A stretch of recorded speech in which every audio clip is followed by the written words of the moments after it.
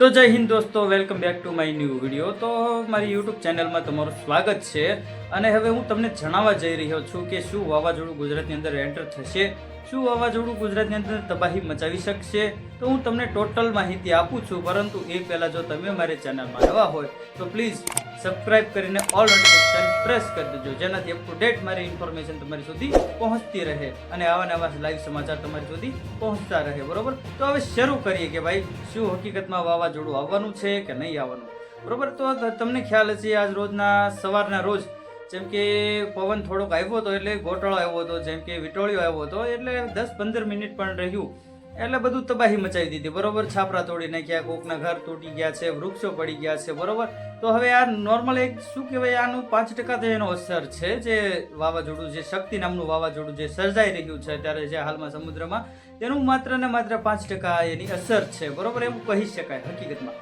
તો હાલ કેટલા એરિયામાં જે આ નુકસાન કરશે, કેટલા એરિયા સુધી પહોંચશે તે હું તમને જણાવું છું. જેમ કે દક્ષિણ ગુજરાતમાં અને સૌરાષ્ટ્રમાં આટલી જગ્યામાં સૌથી વધારે પવનની શક્યતા રહે છે. બરોબર ને, વરસાદની પણ અત્યારે હાલમાં અમરેલીમાં વરસાદ પડી રહ્યો છે. બરોબર, ભાવનગરમાં પણ વરસાદ ક્યાંક ક્યાંક પડી રહ્યો છે, છૂટ છવાયો વરસાદ પડી રહ્યો છે. બરોબર, તો હવે નેક્સ્ટ ટાઈમ શું થવાનું છે તે હું તમને જણાવું છું. જેમ કે ભાઈ અમરેલીમાં વરસાદની સાથે પવન પણ આવી રહ્યો છે. બરોબર, વાવાઝોડું જેમ કહેવાય નાનું મોટું વાવાઝોડું, પરંતુ જેમ કે તારીખ 22 લઈને રોજ શરૂ થઈ રહ્યું છે છૂટ છવાયો વરસાદ, તેની સાથે પવન. બરોબર, જે દક્ષિણ ગુજરાતમાં સૌરાષ્ટ્રમાં સૌથી વધારે જોવા મળી શકે છે, જોવા મળશે એમ. બરોબર, અને બીજું જે છે એ કે વાવાઝોડું જેમ કે 25-26 લઈને રોજ આજે ત્રાટકવાનું છે, ગુજરાતની અંદર એન્ટર થવાનું છે.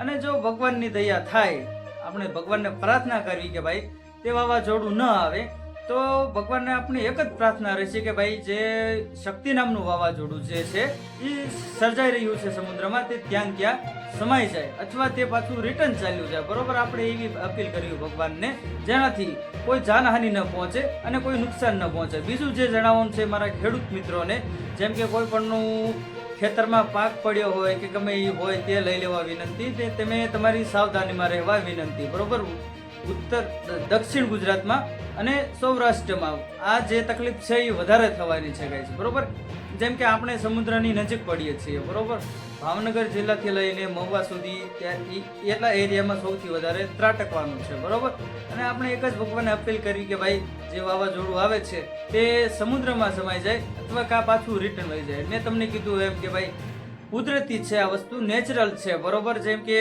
હવા, પાણી, પવન, આનો વિશ્વાસ ક્યારેય ન કરવો. બરોબર, એટલે તેના ભરોસે ક્યારેય ન બેઠી રહેવું કે ભાઈ નહીં આવે કે આવશે કે શું થશે, એટલે એનું કઈ નક્કી નથી હોતું ગાઈઝ.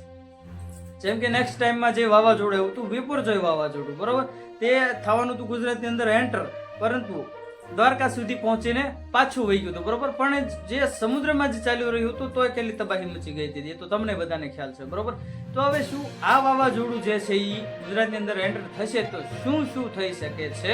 જેમ કે નેક્સ્ટ ટાઈમ જે નુકસાન થયું હતું તેનાથી બમણું નુકસાન થવાની શક્યતા છે. બરોબર, તો પ્લીઝ મહેરબાની કરીને પોતે સૌનું ધ્યાન રાખીને સાવધાનીથી રહેવું. બરોબર, પોતાનું ખ્યાલ રાખીને રહેવું, મારી એટલી તમને નમ્ર વિનંતી છે. બરોબર, અને આપણે ભગવાનને એક જ પ્રાર્થના કરીશું કે ભાઈ વાવાઝોડું જે છે, જે શક્તિ નામનું વાવાઝોડું બની રહ્યું છે, તે ત્યાં સમાઈ જાય અથવા પાછું રિટર્ન ચાલ્યું જાય. બરોબર, ત્યાં પછી સમુદ્રમાં તો જેમ કે ઘણી જાનહાનિ પહોંચી ગઈ છે, નુકસાની થઈ રહી છે અત્યારે હાલમાં.